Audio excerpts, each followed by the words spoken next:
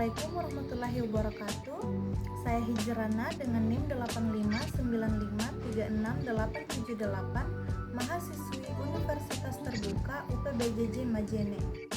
Yang pertama, saya akan melakukan percobaan pemantulan cahaya dan percobaan pembiasan cahaya.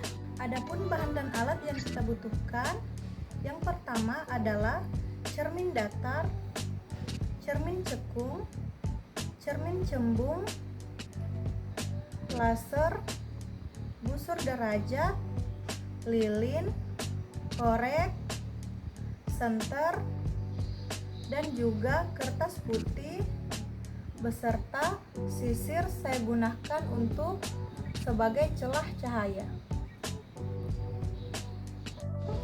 Langkah pertama yang saya lakukan adalah meletakkan sisir di depan cermin datar, kemudian mengarahkannya dengan senter agar cahaya masuk melalui celah-celah sisir. Dari hasil pengamatan, terlihat bahwa berkas-berkas cahaya yang keluar melalui celah sisir dipantulkan oleh cermin dengan arah yang sama. Hal ini menunjukkan bahwa cermin datar memantulkan cahaya dengan sudut datang sama dengan sudut pantul, sehingga sinar-sinar pantulnya tampak sejajar dan teratur.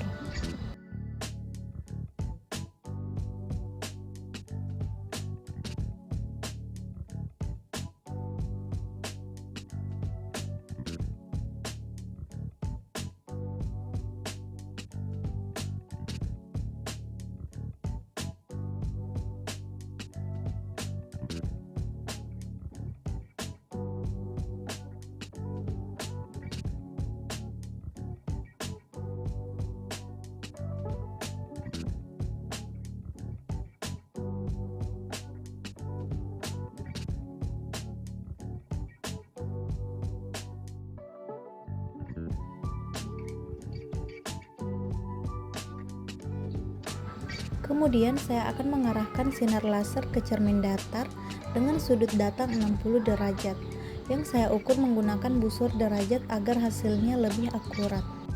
Penggunaan laser membantu saya melihat jalannya sinar dengan lebih jelas dibandingkan dengan senter, karena cahaya laser lebih fokus dan tidak menyebar. Percobaan ini disimpulkan bahwa pemantulan cahaya pada cermin datar selalu menghasilkan sudut datang yang sama dengan sudut pantul, sesuai dengan hukum pemantulan cahaya. Percobaan selanjutnya, saya akan menggunakan lilin yang menyala sebagai sumber cahaya di depan cermin datar. Saya mengamati bayangan lilin yang terbentuk di cermin, kemudian menggerakkan lilin menjauh dan mendekat dari permukaan cermin. Hasil pengamatan menunjukkan bahwa bayangan lilin selalu tampak berada di belakang cermin dengan jarak yang sama seperti jarak lilin di depan cermin. Ketika lilin saya dekatkan ke cermin, bayangan tampak lebih dekat ke permukaan cermin. Sebaliknya, ketika lilin saya jauhkan, bayangan tampak lebih jauh di belakang cermin. Hal ini membuktikan bahwa pada cermin datar, bayangan yang terbentuk bersifat maya, tegak, dan memiliki ukuran yang sama dengan benda aslinya. Selain itu, jarak bayangan terhadap cermin selalu sama dengan jarak benda terhadap cermin, sesuai dengan sifat pemantulan cahaya pada cermin datar. Selanjutnya, saya akan melakukan percobaan kedua. Di sini saya menggunakan cermin cembung untuk memantulkan cahaya dari lilin yang menyala. Awalnya saya meletakkan lilin di depan cermin cembung, kemudian saya menggerakkan lilin mendekat dan menjauh dari permukaan cermin, sambil mengamati perubahan cahaya dan bayangannya. Dari hasil pengamatan, terlihat bahwa cahaya yang dipantulkan oleh cermin cembung menyebar atau berpencar.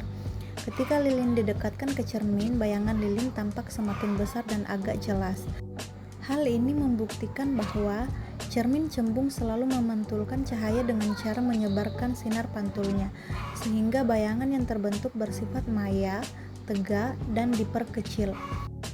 Selanjutnya, saya akan menggunakan cermin cekung untuk memantulkan cahaya dari lilin yang menyala. Dari hasil pengamatan menunjukkan bahwa pemantulan cahaya dari cermin cekung bersifat mengumpul atau memusat.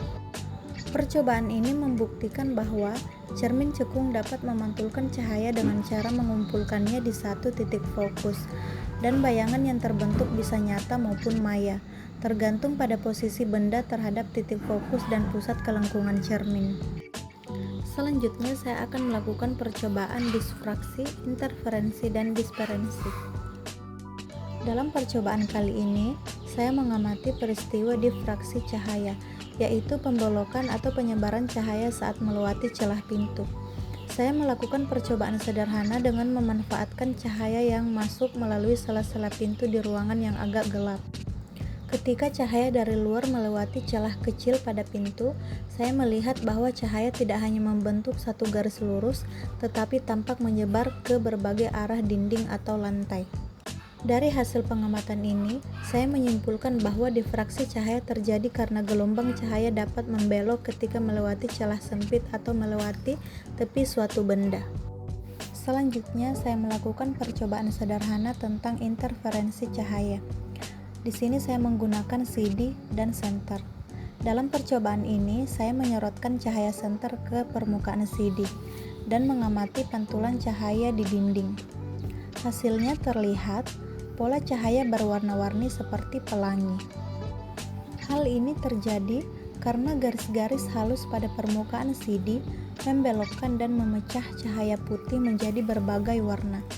Percobaan sederhana ini menunjukkan bahwa cahaya memiliki sifat gelombang dan dapat mengalami interferensi.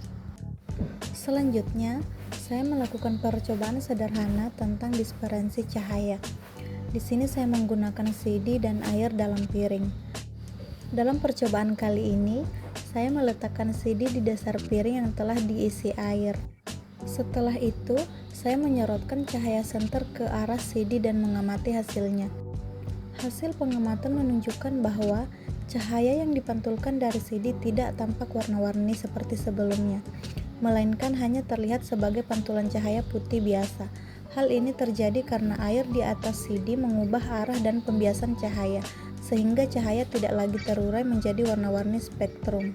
Percobaan ini menunjukkan bahwa dispersi cahaya dapat dipengaruhi oleh medium yang dilewati cahaya, dan pada kondisi tertentu, pembiasan oleh air dapat mengurangi atau menghilangkan efek warna-warni pada pantulan cahaya.